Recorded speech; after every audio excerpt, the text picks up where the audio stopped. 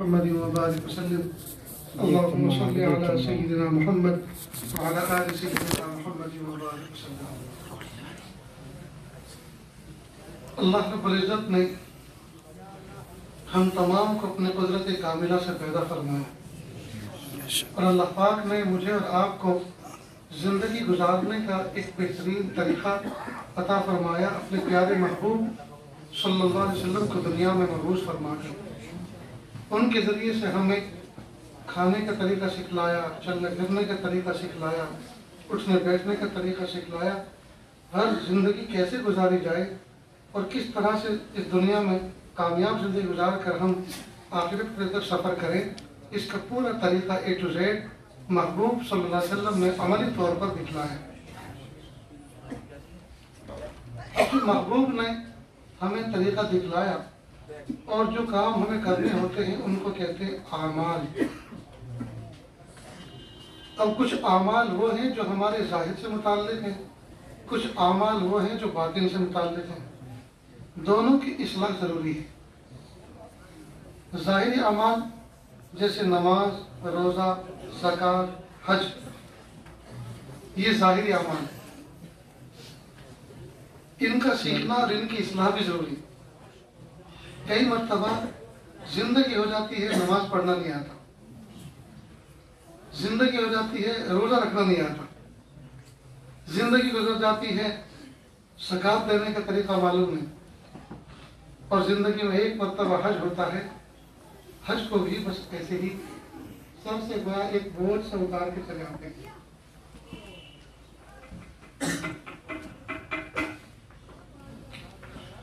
اس لیے دوستو ان اعمال کو بھی سیکھنا ضروری ہے.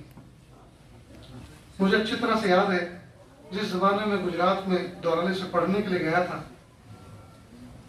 اردو یا فارسی اول کا سال تھا، تو میں نے بڑی محبتوں کے ساتھ ایک جماعت تیار کی. 3 دن 12-13 افراد پہ مشتمل تھی. اس میں میرے حقیقی بھائی بھی تھے. تو جب ہم خیر نگر مرکز پہنچے تو مرکز پر جو استقبالیہ کمیٹی کا فرد بیٹھا ہوا تھا تو اس نے فوراً پوچھا کہ ہتھیار لائے ہو؟ تو ہم نے پوچھا کہ یہاں لائسنس کی کب سے ضرورت پڑنے لگی؟ تو کہا جماعت کا ہتھیار ہے فضائل اعمال. یعنی کتاب ساتھ میں ہے آپ کے؟ وہ تو ساتھ میں نہیں ہے. خیر کہا کہ برتن ہے ساتھ میں؟ نہیں برتن بھی نہیں. کہا جو جماعت برتن لے کے نہ چلے وہ جماعت نہیں ہے، بارات ہے. یہ بچپن کی بات بتا رہا ہوں. مجھے زمانے میں چھوٹا سا قد تھا، اردو فارسی میں پڑھتے تھے، پہلا دوسرا سال تھا عالمیت کا. خیر جماعت وہاں ٹھہری اور اب ہمارا روٹ طے ہوا. تو اس میں سے پہلا پڑاؤ جو تھا ہمارا گھاٹ پانچلی جو قریب میں پڑتا ہے یہاں ہے. پھر یہیں سے غالباً پیدل جماعت پھر ہماری گئی روہٹا. اس طرح کا ایک روٹ بنا. تو 3 دن کی جماعت تھی. تو اس وقت ہمیں پتہ چلا کہ ہر چیز سیکھنے سے آتی ہے. تو دیکھو اگر کتاب ساتھ میں نہیں ہے تو پڑھیں گے کیا، سیکھیں گے کیا، سنائیں گے کیا؟ برتن ساتھ میں نہیں ہے تو پھر یہ تو دوسروں کے بھروسے پہ چل رہے ہیں. آپ کے لوگ دعوت کریں گے تو ہم جماعت کا وقت بتائیں گے. آپ نے خود تو کچھ نہیں کیا، حالانکہ اپنی جان، اپنا مال، اپنا وقت، یہ اس کا اصول ہے. خیر اس جماعت کے اندر ہمارے ساتھ جب پہلے گاؤں میں ہم گئے تو 12 آدمی اور ساتھ تیار ہو گئے. اور ہمارے جو ساتھی تھے 9 عمر سے تھے سب. انہوں نے کہا کہ اب ہم چونکہ چھوٹے بھی تھے اور ہم نے جماعت تشکیل دی تھی اور امیر بھی ہمیں بنا دیا گیا. تو امیر صاحب کہہ کے پکار دیتے سب ہمیں.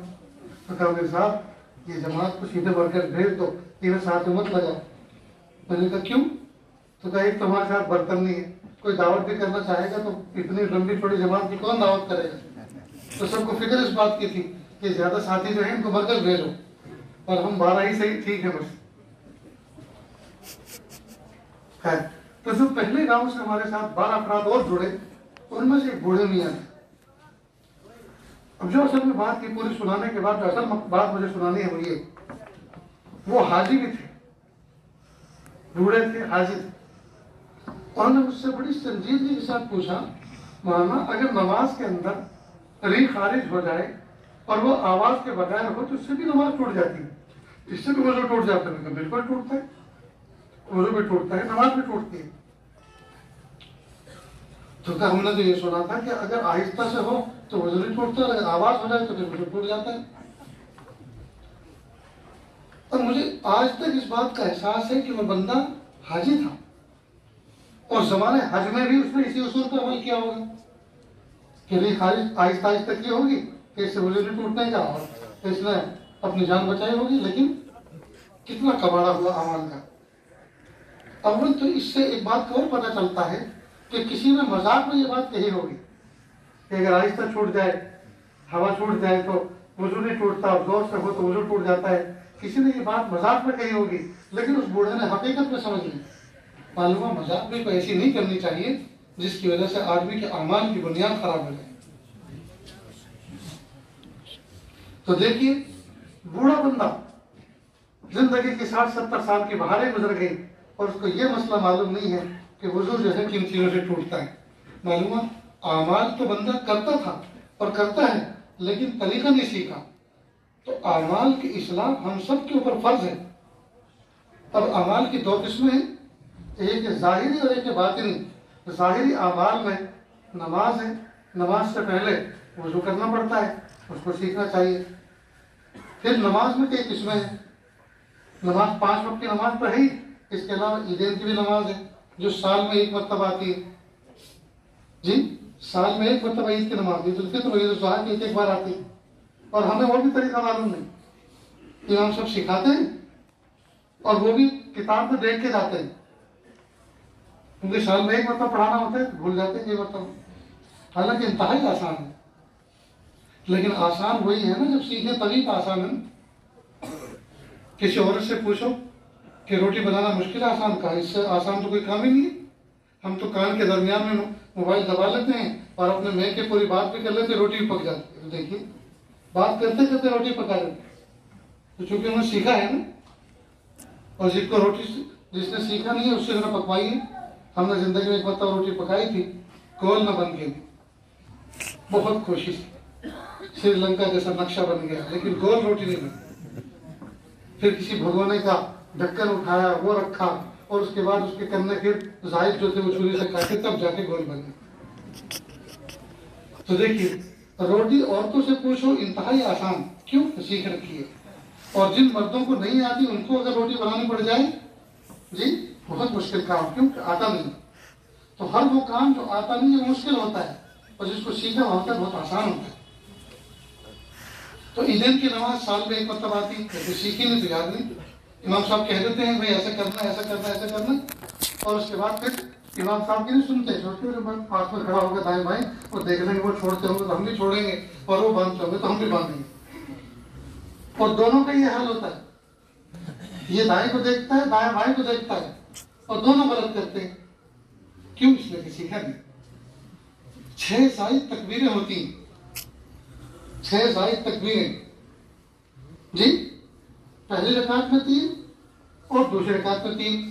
پہلی رکعت میں قرات سے پہلے اور دوسری رکعت میں قرات کے بعد. انتہائی آسان ترتیب ہے. اللہ اکبر کہہ کے نیت باندھ لینی, ثنا پڑھنی, ٹھیک. اور اب قرات شروع ہوگی تو قرات سے پہلے 3 تکبیریں کہنی, 2 میں ہاتھ چھوڑنے, تیسرے میں باندھ لینے, جی. انتہائی آسان. دوسری رکعت میں قرات کے بعد رکوع سے پہلے تینوں میں ہاتھ چھوڑنے, چوتھے میں رکوع میں جانا ہی ہے, تو رکوع میں تکبیر جو کہی جاتی ہے اس میں ہاتھ نہیں اٹھائے جاتے, اس میں بغیر اٹھائے جانے. کتنا آسان ہے, سمجھ آئے پھر آسان ہے نا. تو دوستو سیکھیں گے تو معلوم ہے نا, تو آسان ہے, اور نہیں سیکھیں گے تو کسی کو بھول جائیں گے تو پھر مشکل ہو جائے گی. تو بہرحال اعمال کی اصلاح ضروری ہے, چاہے وہ اعمال ظاہری ہو باطنی.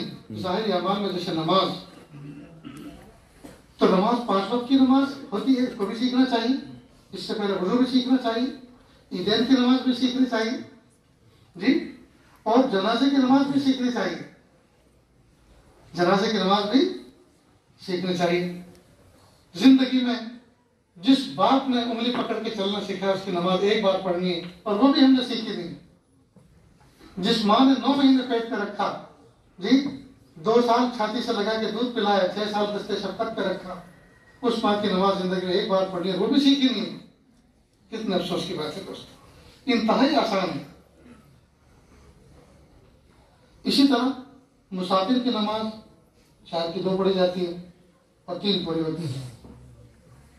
3 اور 2 پوری پڑھنی ہوتی ہیں، اور جو 4 رکعت والی ہیں وہ 2 بن جاتی ہے. لیکن وہ سفر نہیں جو یہاں سے سیوال تک کا ہو، یہاں سے ہرنے تک کا ہو، سردن تک کا، یہ نہیں. سفر شریف اس کی ایک مقدار ہوتی ہے. اسی طرح دوستو روزہ سیکھنا چاہیے. اس کے احکام کیا ہیں، ابتدا کیسے ہوتی ہے، انتہا کیسے ہوتی ہے، اور بیچ میں کن چیزوں سے پرہیز کرنا ہے. اسی طرح زکوٰۃ، اس کے ضابطے معلوم کرنے چاہیے. اور حج سیکھ کر جانا چاہیے. حج مالداری کی بنیادوں پہ نہ کرے، ٹور آپریٹر پہ بھروسہ نہ کرے. حج کمیٹی میں A کلاس اور B کلاس اور C کلاس پہ بھروسہ نہ کرے، بلکہ سیکھے سمجھے، اس کی کلاس اٹینڈ کرے. عمرہ کسے کہتے ہیں، حج کے کتنے ارکان ہیں، کیا کیا کرنا ہے، طواف کے کتنے چکر ہوتے ہیں، صحیح کے کتنے چکر ہوتے ہیں، کہاں سے ابتدا ہوتی ہے، کہاں انتہا ہوتی ہے، کیا پڑھنا ہوتا ہے، احرام باندھنے کا طریقہ کیا ہوتا ہے. یہ سب چیزیں دوستو سیکھیں گے تو آسان ہے، نہیں سیکھیں گے تو بہت مشکل کام. تو یہ ہے ظاہری اعمال. اسی طرح باطنی اعمال دل کی کیفیت کا نام باطنی اعمال ہے. ہم صبر سیکھیں، شکر سیکھیں. صبر کسے کہتے ہیں؟ صبر کہتے ہیں اللہ تعالیٰ کے فیصلے پر راضی رہنا، جم جانا، شکوہ شکایت نہ کرنا. اصل میں ہم نے چونکہ اسلام کو سیکھا ہے اردو سے، تو اردو میں صبر کی معنی کچھ اور ہے. اردو میں یہ سمجھتے ہیں کہ صبر کا معنی بس مار کھاتے رہو، یہ اردو کا صبر ہے. مار کھانے کا نام صبر نہیں ہے. صبر کہتے ہیں جو بھی حالات ہماری طبیعت کے خلاف ہوں، اللہ کا فیصلہ سمجھ کر چپ چاپ رہیں اور اللہ کی طرف متوجہ رہیں، اللہ سے مانگتے رہیں اللہ کی مدد. اسی طرح شکر، نعمتوں پہ شکر، یہ دل کی کیفیت کا نام ہے. آدمی اس پہ ناشکری نہ کرے. رابعہ بصریہ رحمۃ اللہ علیہ وہ جاری تھی، دیکھا کہ ایک نوجوان بچہ ہے، سر پہ پٹی باندھی ہوئی ہے، رومال باندھا ہوا ہے، جا رہا ہے. تو بیٹا کیا بات ہے؟ کہ اماں یہ جو بھی لفظ کہا ہو، کہا کہ میرے سر میں بہت شدید درد ہے. تو کب سے؟ کہ کل سے. اس سے پہلے وہ کہ ایسا زندگی میں کبھی نہیں ہوا. کہ کل ہوا؟ کہ جی کل ہوا. پٹی کب باندھی؟ کل سے باندھے گی. کہا ہے اتنے دن اللہ پاک نے صحت عطا فرمائی، شکر کی پٹی تو کبھی نہ باندھی، اور شکوے کی پٹی باندھ لی. ساری دنیا کو دکھا کر کر رہے ہیں کہ اللہ نے مجھے تکلیف دی ہے، اللہ کا شکوہ کرتے کر رہے ہیں. کہا شکر کی پٹی تو کبھی نہ باندھی اور ناشکری کی پٹی باندھ لی. یہ ان کا حال تھا. تو ہم شکر بھی سیکھیں، صبر بھی سیکھیں. اسی طرح توکل، اللہ تعالیٰ کی ذات پر اعتماد اور بھروسہ. توکل،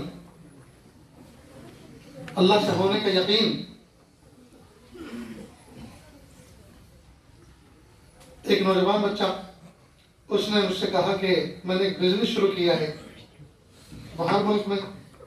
وہاں سے میں انڈیا میں کچھ یہ جو وولن کپڑے ہوتے ہیں، گرم کپڑے جو استعمال شدہ ہوتے ہیں، وہاں چرچ ہوتے ہیں بڑے بڑے، تو چرچوں کے باہر بڑے بڑے صندوق رکھے رہتے ہیں. وہ کپڑے اس میں اتار کے ڈال دیتے ہیں. اس پہ لکھا رہتا ہے کہ غور کرو ٹھنڈی میں، برف میں، جیسے آپ کو ٹھنڈی لگ رہی ہے غریبوں کو بھی لگتی ہوگی. تو وہ جملہ پڑھ کر کئی مرتبہ دل کے اندر ان کے جذبات بنتے ہیں، وہ اس پہ ڈال دیتے ہیں. پھر آگے سے کسی مال سے خرید کے پھر پہن لیتے ہیں. پھر وہ کپڑوں کی حراجی ہوتی ہے، نیلامی ہوتی ہے، لوگ ان کو خریدتے ہیں، شارٹ آؤٹ کرتے ہیں، شوٹنگ کرتے ہیں. اس میں کون سا A کلاس ہے، کون سا B کلاس ہے. A کلاس جو ہے وہ پھر انڈیا میں، بنگلہ دیش، پاکستان ادھر بھیج دیتے ہیں. یہ جو کئی مرتبہ ڈیریوں میں بکتے ہیں نا، ہر بار 200 روپے 300 روپے اس طرح کا مال ہوتا ہے. اور جس میں کچھ جو ہے کٹ لگے ہوئے ہوتے ہیں، یہ پرانا سا ہوتا ہے، B کلاس ہوتا ہے. بہت سے غریب ملک ہیں، افریقہ کے ملک، ان میں بھیج دیتے ہیں.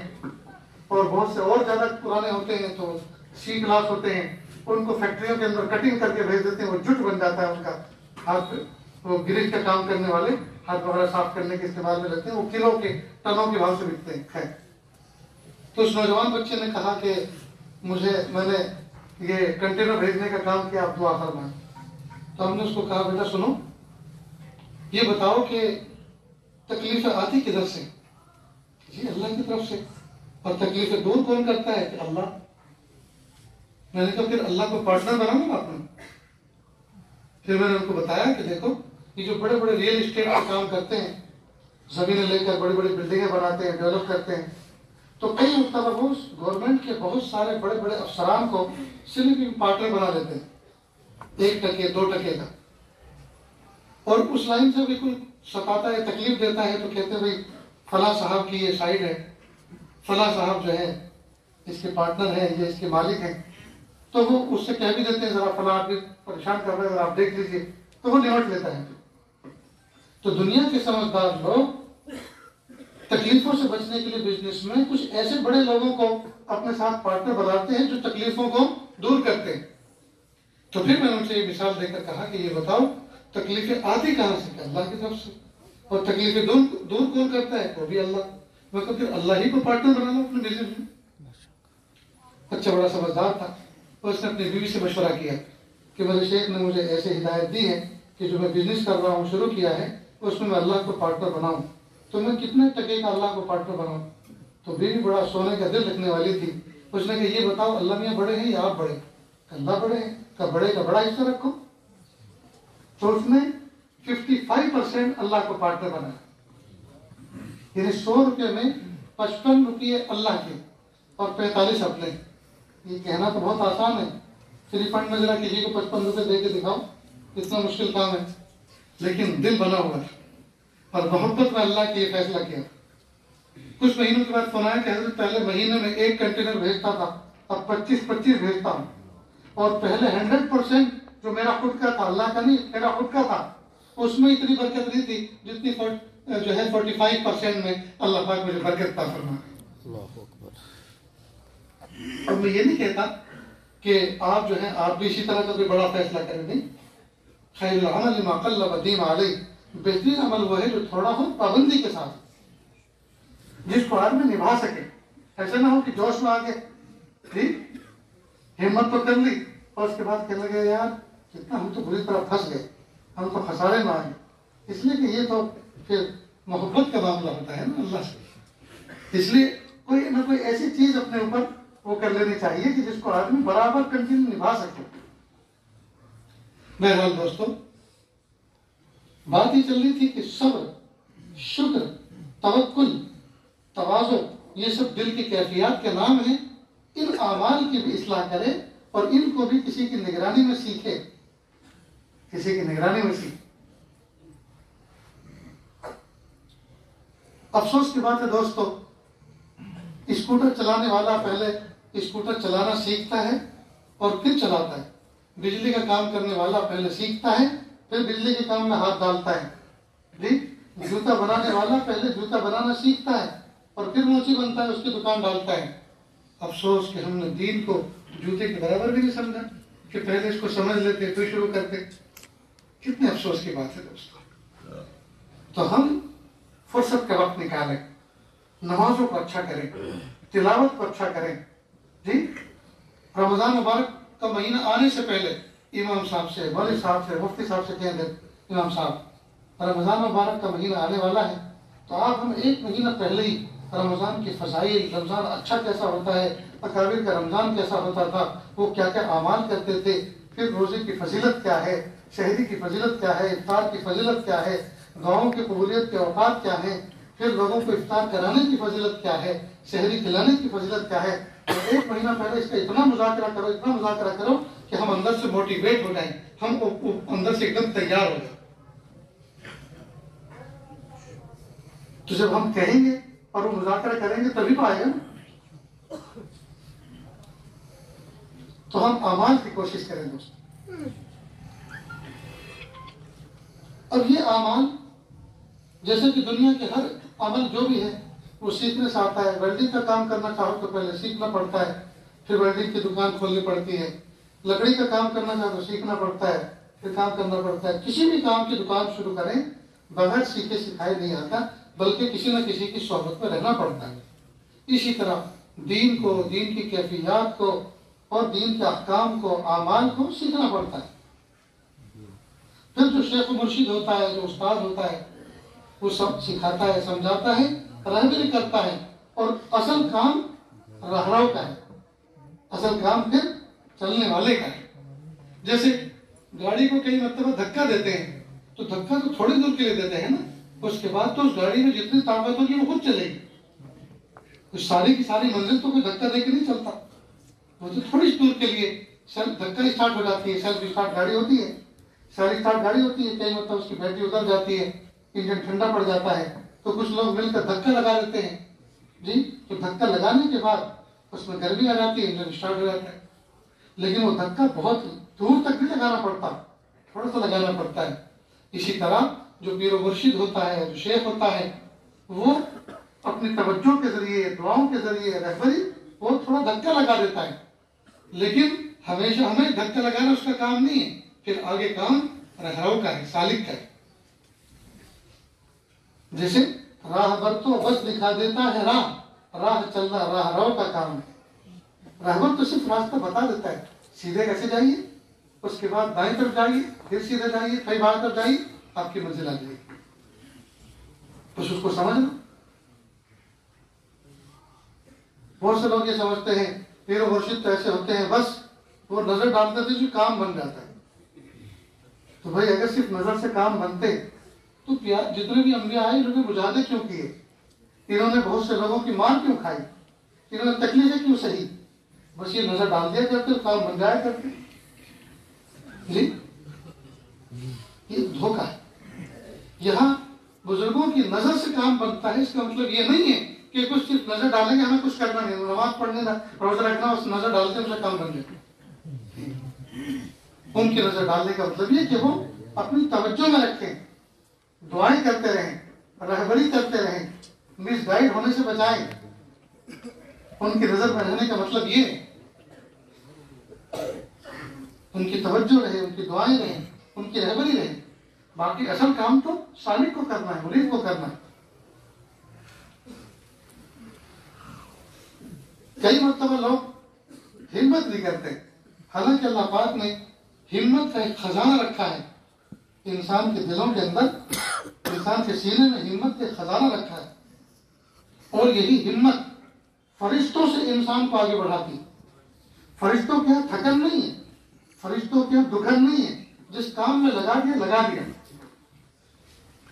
انسان کا جو مرتبہ فرشتوں سے اعلیٰ افضل ہے، اس کی وجہ یہ ہے کہ انسان کی طبیعت میں مجاہدہ ہے، تکلیف ہے، تھکن ہے، اور یہ اپنی طبیعت کے خلاف کرتا ہے۔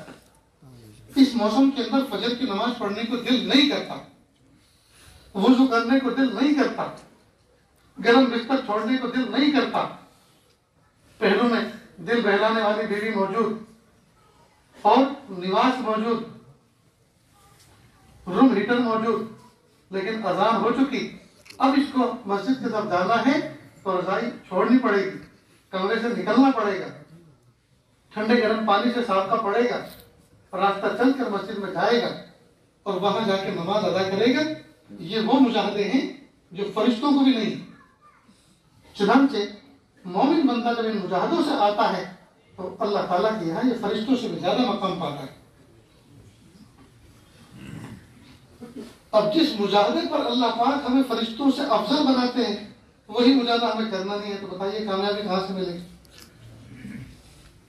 والذین جاہدوا فینا لنہدینہم سبلنا، جو بندے ہمارے راستے میں کوشش کرتے ہیں، مجاہدہ کرتے ہیں، ہم ان کے راستے کھولتے چلے جاتے ہیں، رحمت کے، برکتوں کے، اعمال کی توفیق کے۔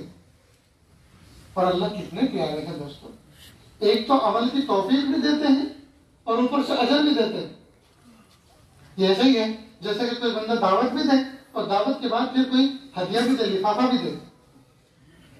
ایک تو کھلایا بھی اور کھلانے کے بعد پھر اوپر سے ہدیہ بھی دے رہا ہے جی، تو کیسا بندے کا دل خوش ہوتا ہے کہ مہمان بھی گئے اس کے یہاں، اس نے ہمیں بہترین کھانا بھی کھلایا جی، بہترین ہماری دعوت بھی کی، اور چلتے ہوئے ہمیں ہدیہ بھی اور تحفہ بھی دیا۔ اسی طرح اللہ تعالیٰ کا اعمال کی توفیق دینا، یہ کیا کم نعمت تھی، کتنی بڑی نعمت تھی کہ اللہ نے گناہ سے بچا کر غفلتوں سے نکال کر جی اپنے دربار میں لا کر کھڑا کر دیا اور اپنے سامنے لا کر گڑوائی، پیشانی جھکائی، یہ کیا کوئی کم نعمت؟ اور بجائے اس کے کہ اللہ پاک اور مزید اس پر انعام بھی دیں گے، مغفرت کا، بخشش کا، رحمتوں کا، برکتوں کا، رزق میں برکت، چہرے کے نور میں برکت، صحت میں برکت، وقت میں برکت، دنیا میں برکت، آخرت میں برکت۔ قربان جائیں اللہ تعالیٰ، کیسے پیارے رب ہمیں ملے۔ لیکن اس کے لیے دوستو کچھ نہ کچھ مجاہدہ کرنا پڑتا ہے۔ جب کوئی بندہ مجاہدہ کرتا ہے، قرآن پڑھنے کو دل نہیں کرتا، ہمت کر کے پڑھیں۔ آج کی رات میں جو بندہ سورہ یاسین شریف پڑھتا ہے، سورہ دخان پڑھتا ہے، مغفرت کے وعدے ہیں اس کے لیے، حالانکہ مشکل سے 5 سے 10 منٹ لگتی ہیں۔ درود شریف کی کثرت کرنے کی فضیلت ہے آج کی رات میں۔ ان تمام کاموں کے لیے دوستو ہمیں کوشش کرنی پڑے گی، مجاہدہ کرنا پڑے گا، اور یہ ہم کرتے نہیں ہیں۔ تو پھر بتائیے برکت ملے گی کہاں سے؟ ہر بندہ پریشان جی، روزی میں برکت نہیں ہے، بچی جوان ہو چکی ہے، رشتے ناتے نہیں آ رہے، اور جس کام میں ہاتھ ڈالتے ہیں اسی کام میں فیل ہوتے ہیں۔ ان تمام کی وجہ یہ ہے کہ ہم اپنی طبیعت پر بوجھ ڈال کر مجاہدہ برداشت کر کے اللہ کو راضی کرنے والے کام کر جو نہیں رہے، نماز پڑھنی رہے، تلاوت کرنی رہے، جی صدقہ خیر خیرات کرنی رہے، اللہ کے نیک بندوں کو جی کھانا کھلانی رہے۔ ان تمام چیزوں کے اثرات ہیں دوستوں، تو کریں تو آٹومیٹک راستے کھلتے چلے آئیں۔ بھائی مثلاً آپ مجھے کہیں یا میں آپ کو کہوں، تو ایک مثال کے طور پر کہ آپ میرے گھر پر آئیں گے تو میں آپ کو مدینے کی کھجور کھلاؤں گا، تو شرط کیا ہوئی؟ گھر آئیں گے تو مدینے کی کھجور کھلاؤں گا۔ اب آئیں گے اور کہتے ہیں آپ کہتے تو ہیں کھجور کھلاتے نہیں ہیں۔ بھائی آپ کو کہا تھا کہ گھر آئیے، گھر آئے کہاں ہیں آپ؟ کہ ہاں یہ تو ہماری غلطی ہے، تو غلطی ہے تو پھر بھگتو۔ تو جب اللہ پاک نے نماز پڑھنے پر، اعمال کے کرنے پر، تلاوت کے کرنے پر، ذکر و اذکار کے کرنے پر، درود شریف کے پڑھنے پر جی اللہ پاک نے وعدے فرمائے ہیں یہ کرو گے تو یہ دیں گے، تو جب شرط فوت ہو گئی تو پھر مشروط بھی فوت ہو گیا، جزا بھی فوت ہو گئی۔ یہ کہا ہے، شرط لگائی کہ آؤ گے تو دیں گے، جب آنے کا کام نہیں کیا تو دینے کا کام بھی نہیں ہوا۔ آنے کا کام کرتے پھر نہ دیتے تو الگ بات تھی۔ اس لیے دوستو اعمال پہ کھڑے ہوں، اعمال پہ ہم کھڑے ہوں، نمازوں کو مضبوطی سے تھامیں، موسم کی پرواہ نہ کریں، یہ تو بدلتے بدلتے رہتے ہیں جی۔ اللہ پاک نے 2 پیسے دیے ہیں تو گیس گیزر لگائیں گھر میں، گرم گرم پانی سے وضو کریں، تولیہ رکھیں، اس سے ہاتھ پیر صاف کریں، موزے رکھیں، موزے پہنے، کان ٹوپی پہنے جی، اور بالکل فٹ ہو کر شاندار انداز سے تیاری کر کے اللہ کے دربار میں آئیں اور اللہ کے سامنے گرم گرم آنسو بہائیں، سر آہیں کھینچیں۔ جو بندہ راتوں کی تنہائیوں میں اللہ کو رو رو کے مناتا ہے، اللہ تعالیٰ دن کی جلوت میں اس کو خوش رکھتے ہیں۔ اور جب تک یہ امت راتوں کی تنہائیوں میں رویا کرتی تھی، اللہ دن میں اس کو ہنستا رکھتے تھے، اور جب سے راتوں کو رونا چھوڑ دیا، دن میں امت نے ہنسنا بند کر دیا۔ 3 طاقتیں بڑی عجیب طاقتیں ہیں۔ زر کہتے ہیں سونا، ایمان، زور کہتے ہیں قوت بازو، اور زاری کہتے ہیں رونا۔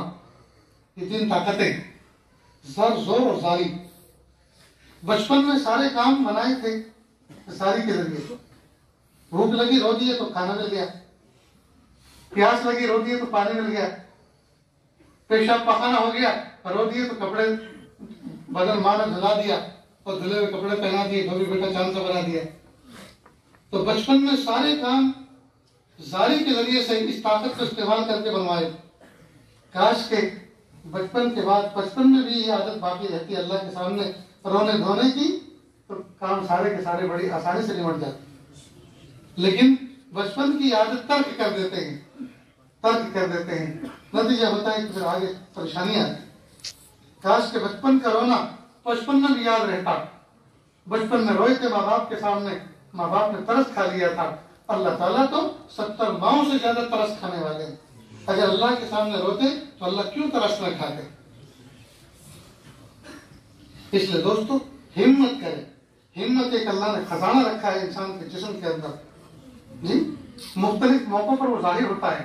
کئی مرتبہ کھلاڑی نوجوان بچوں کے سامنے ٹاسک ہوتا ہے، اتنی اونچی کدان مارو گے تو آپ کو یہ انعام ملے گا، یہ تمغہ ملے گا، یہ کپ ملے گا، اور اتنے رن بناؤ گے تو یہ ملے گا، اور اتنے ایسی یہ کرو گے تو فلاں ملے گا، فلاں ملے گا. تو ہمت کرنے والے کر دکھاتے ہیں اور وہ انعام پا لیتے ہیں. تو اللہ پاک نے ہمت کا ایک خزانہ رکھا ہے اور یہ بچپن سے ظاہر ہوتا ہے. دیکھیے چھوٹا سا بچہ ہوتا ہے، چھوٹا سا بچہ باپ کہتا ہے بیٹا کھڑے ہو جاؤ، کھڑے ہو جاؤ. اب تھوڑی دور ہے، وہ اس کو اشارہ کیا، وہ کھڑا ہو گیا.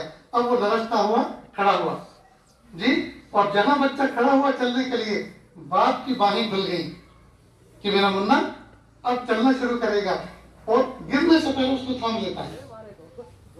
دنیا کا باپ اپنے بچے کو گرنے سے پہلے تھامنے کی تیاری کر لیتا ہے. جب بندہ اللہ کے راستے میں کھڑا ہو کر چلنے کی کوشش کرتا ہے، اللہ اس بندے کو گرنے نہیں دیتے، گرنے نہیں دیتے.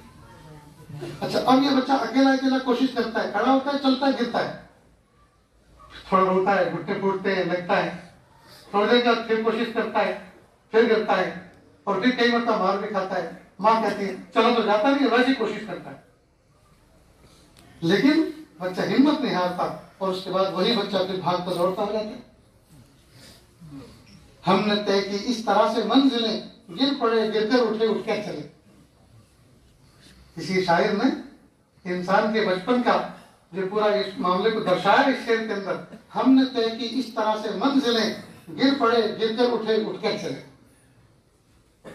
تو جس طرح چھوٹا بچہ ہمت نہیں ہارتا، اگر وہ ایک مرتبہ گرنے کے بعد ہمت ہار جائے اور پھر نہ چلے تو پھر کوئی طاقت اس کو چلا نہیں سکتی، وہ گھٹن نہیں چلے گا زندگی بھر.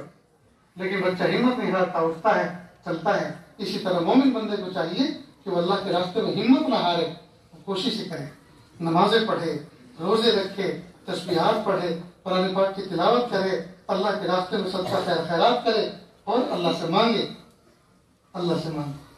اللہ تعالیٰ دستگیری فرمائے.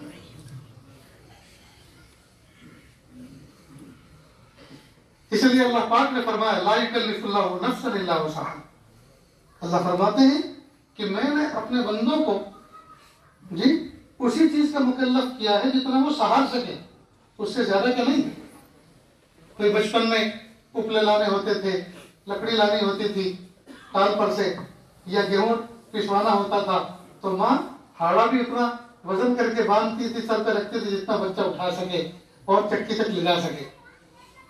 تو دنیا کا باپ، دنیا کی ماں اتنی مہربان کہ اپنے بچے کے سر کے اوپر بوجھ اتنا ہی رکھتی ہیں جس کو وہ سہار سکے، لے کر جا سکے. تو دنیا کے ماں باپ اتنے مہربان ہیں، اللہ تعالیٰ تو 70 ماؤں سے زیادہ مشفق و مہربان ہے.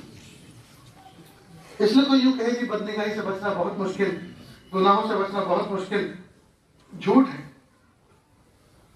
جتنا مشکل یہ کہہ رہے ہیں اور جتنا ناممکن کہہ رہے ہیں، اگر اتنا ہی ہوتا تو اللہ تعالیٰ حکم ہی نہ دیتے. اللہ حکم ہی نہ دیتے. اللہ نے اپنے بندوں کو اسی چیز کے کرنے کا حکم دیا ہے جتنا کہ وہ کر سکے، جس کو سہار سکے. اب رہی بات یہ کہ جو مشکل لگ رہا ہے، مشکل اس لیے لگ رہا ہے کہ جیسے کسی کو روٹی بنانا آتا نہیں اور کہے روٹی پکاؤ تو اس کے لیے کتنا مشکل ہے. اب وہ کہے کہ میں مجھ سے نہیں بن سکتی روٹی، بہت مشکل ہے، تو یقیناً مشکل ہے. لیکن اس کو کہے کھاؤ تو میں روٹی بنانا سیکھا ہے نا؟ نہیں، ہم سکھاتے ہیں، پھر بنانا، تو پھر آ جائے گا کہ نہیں آ جائے گا. ٹھیک اسی طرح ہر گناہ سے بچنا بہت مشکل ہے، لیکن کسی تجربے کار سے، کسی اللہ کے ولی سے، کسی پیر و مرشد سے پوچھو، وہ طریقہ بتائے، اس طریقے کو فالو کرو، اس پر عمل کرو، آسان، انتہائی آسان. تو دوستو اعمال کریں گے نا انشاءاللہ، ظاہری اعمال بھی کریں اور سیکھ کر کریں، اور باطنی اعمال سے کی بھی پابندی کریں. اور باطنی اعمال کیا ہے؟ صبر ہے، شکر ہے، توکل ہے، تواضع ہے، اخلاق حسنہ ہے، یہ باطنی اعمال ہے. تو ہم ظاہری اعمال کی پابندی کریں اور باطنی اعمال کی پابندی کریں. دوستو کچھ کریں گے تو ہو جائے گا، اور نہیں کریں گے تو کچھ بھی نہیں ہو سکتا. کچھ کرنے کے لیے کچھ کرنا پڑتا، ترتیب بنانی پڑتی ہے. میں ہمیشہ ایک مثال دیا کرتا ہوں، بریانی آپ کو بنانی ہو تو آپ کو بہترین چاول تلاش کرنے پڑیں گے، بہترین مرچ مسالے تلاش کرنے پڑیں گے، بہترین گوشت کا انتظام کرنا پڑے گا، تب جا کے بہترین بریانی بنے گی. اور بریانی بگاڑنے کے لیے کچھ بھی کرنے کی ضرورت نہیں، ڈھکن بند کر کے رکھ دو، آپ کچھ گھنٹے کھولو ہی مت اس کو، اپنے آپ بدبو آ جائے گی، اپنے آپ خراب ہو جائے گی۔ تو بربادی کے لیے پلاننگ بنانے کی ضرورت نہیں ہے، بربادی کا پلاننگ تو پہلے سے تیار کیا ہوا رکھا ہے۔ آبادی کے لیے کچھ کرنے کے لیے اس کے لیے پلاننگ کرنی پڑتی، اس لیے دوستوں اعمال کرنے کے لیے نظام بنانا پڑتا ہے۔ آئندہ کل جمعہ کا دن ہے، مجھے سورہ کہف بھی پڑھنی ہے جی، اور مجھے سورہ واقعہ بھی پڑھنا ہے، اور مجھے درود کی کثرت بھی کرنی ہے، کم از کم 1000 مرتبہ تو مجھے حضور پاک صلی اللہ علیہ وسلم کی روح مبارک کو 1000 مرتبہ کا درود کا تحفہ پہنچانا ہے، اور مجھے اپنے بچوں سے پڑھوانا ہے، اور صاف ستھرا بھی ہونا ہے، اور ناخن بھی کاٹنے ہیں، جمعہ کی سنتوں پر بھی عمل کرنا ہے، خوشبو بھی لگانا ہے، مسواک بھی کرنا ہے، دانتوں کو مانجنا ہے، صاف کرنا ہے۔ دوستوں یہ سب ترتیبیں بنائیں گے، کریں گے تو اجر پائیں گے، اور نہیں کریں گے تو دوستوں کوئی اجر نہیں ملے گا۔ تو کریں گے نا دوستوں؟ اللہ تعالیٰ کہنے سننے سے زیادہ عمل کی توفیق عطا فرمائے۔ وآخر دعوانا ان الحمد للہ رب العالمین۔